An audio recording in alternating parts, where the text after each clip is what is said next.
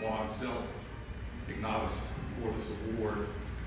We have been partners for 30 years. We started the firm in 1995, and here in 2025, we're celebrating our 30th year in business. So this is just an incredible way to cap off what has really been an amazing and very rewarding year for our firm.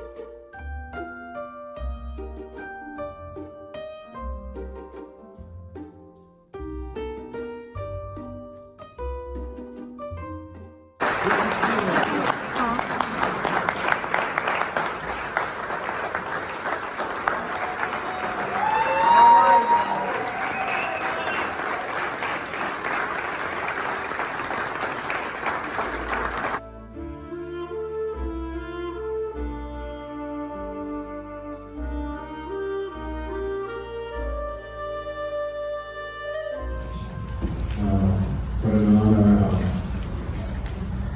and I just want to take a few moments.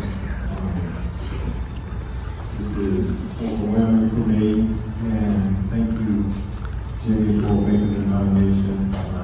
It's certainly a surprise to me, and quite honored by this award, this recognition, to be honored by your peers and recognized by your peers.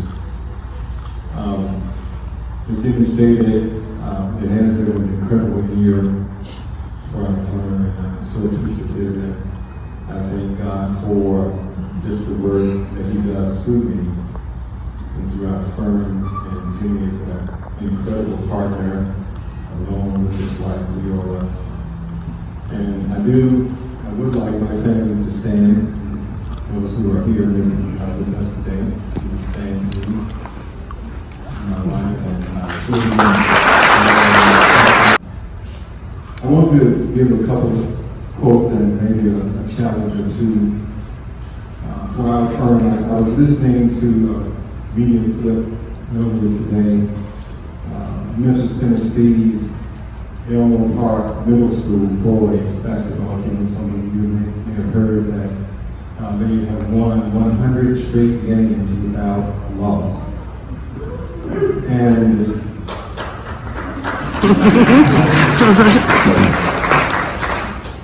but as I listened to one of the middle schoolers, and they asked how he contributed their success, he says, well, we played together as a team. And he said, we don't compete with each other, we complete each other. And so that's the way our firm works, we complete each other. And so if, as Gassner said, architecture is a reflection of the attitude of the community, the physical manifestation of what we think is the good life, it can be a vehicle to enhance man's dignity. If it doesn't do that, it is a failure. And we as architects bear a profound responsibility to not simply reflect the values of our society, but to also help shape those values through architecture. This requires of us a posture of listening and collaboration with the communities we serve. It requires of us a humility to listen and understand, and then the boldness to advocate for a better society. We as architects must ask the hard questions, why? And the even harder question, why not? Why not have affordable housing that is beautifully designed, sustainable, high-performing, and resilient? Why not make concrete jungles a thing of the past? Why not make net zero the norm and not an anomaly? Why not have walkable streets and beautiful parks in all neighborhoods, not just some? Why not celebrate all cultures and backgrounds through the lens of architecture to help create our future, which will then become our history?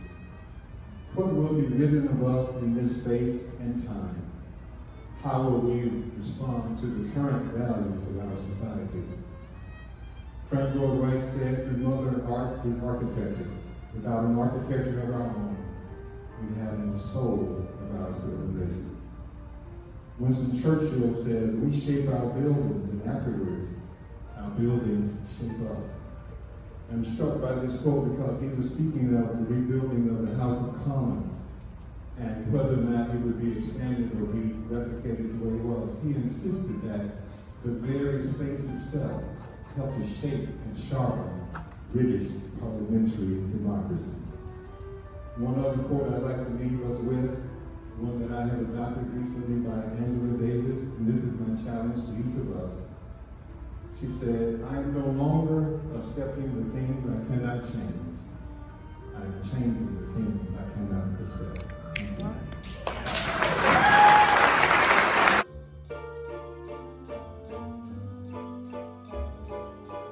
Okay, everybody. Okay, hold on. Y'all.